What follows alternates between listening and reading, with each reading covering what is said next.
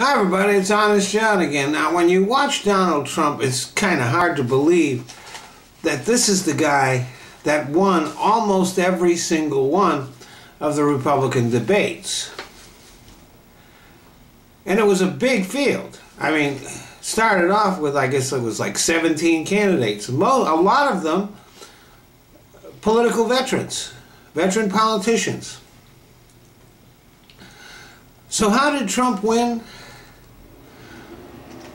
Because he didn't fight them on the battleground of reality. That battleground was not in play in the whole process of the Republican debates. So it turned to insults, barbs, derogatory comments. And when Trump did say stupid things about the things that he would do if he would become president, the GOP couldn't respond to him very effectively because his positions were not really that much different from their positions. I'll give you an example. Trump said he wanted to punish women who had an abortion. Well, everybody, of course, had something to say about that, including the Republicans, but when you looked at their positions, if you make abortion illegal, it's punishing the woman just for having sex, forcing her to give birth to a child that she doesn't want, even if it was conceived by rape or incest. Same thing with his remarks about immigration or Muslims. His extreme positions are not that much different from the other Republicans. But once the nomination is settled, and he gets it, and the Republicans really don't have any choice but to give it to him, really. The battleground will move to a different area. Don't forget, they won't just be talking to the Republican base anymore. They'll be talking to the whole country, where the majority of people are actually pretty smart, unlike the GOP base. So, let me give you an example. Matter of fact, let me give you several examples of here are the things the Republicans could not say to Donald Trump, and the things that the Democrats should say to Donald Trump. So I'm going to act like I'm the guy who's in a debate, and Trump has just said something stupid, and I'm responding to it.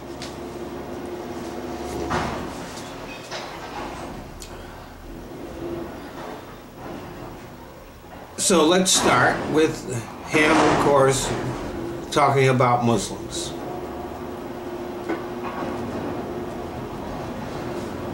Donald, you don't seem to understand that there are 48 countries in the world that have majority Muslim populations. And we have good relations with a lot of them. Now, foreign relations are complicated. And when you say irresponsible and untrue things, it creates unnecessary problems. Recently, 24 Muslim countries formed a coalition against ISIS. It's unclear exactly what they're going to do, but they have formally formed an alliance with ISIS. Some of them are allies of ours, others are not. But the leaders of these countries have to go and explain to their people why they are on our side. And you make that job a lot harder for them. If you were elected president, these coalitions would simply fall apart, because no Muslim nation is going to stay in a coalition with you.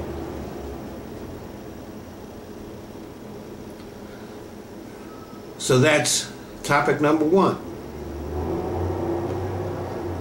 Let's go to topic number 2, the wall. Donald, you say you're going to build this wall, and you're going to make Mexico pay for it. And if they don't, then you're going to cut off trade with them. So maybe you should explain to the people of Texas, Arizona, and California that you're going to crash their economy. Do you think that economic action on one side has no effect? If you start an economic war with Mexico, there will be consequences here. And people in those states and beyond will lose their jobs, their houses, their money. Because, you know, it looks like you're going to be good at one thing Republicans have always been good at: crashing the economy.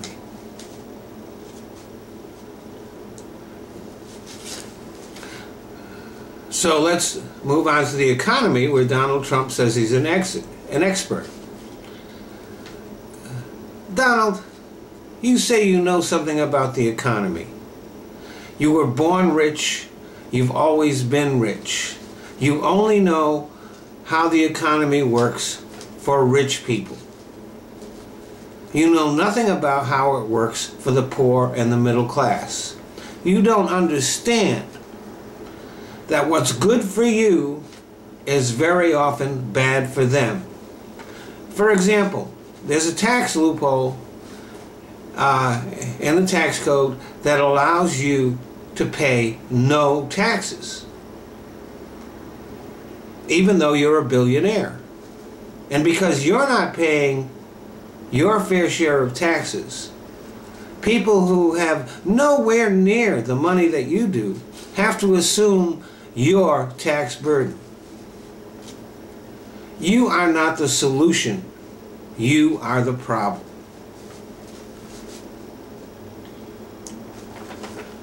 And on abortion.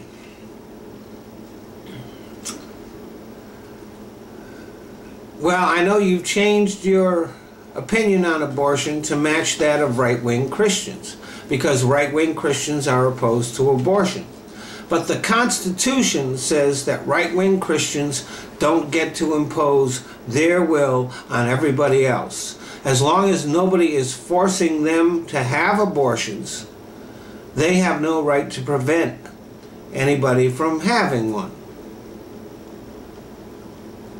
They have no right to force people that don't want to have babies to have them.